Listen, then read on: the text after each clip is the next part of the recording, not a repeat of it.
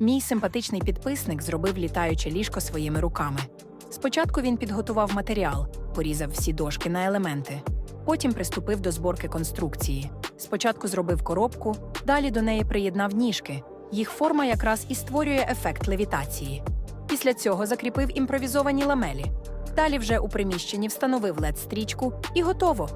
Ось такий шикарний результат він отримав. Наче літаюче ліжко з суперпідсвіткою. В моєму основному каналі 1000 ідей для дому. Приєднуйся за посиланням в профілі.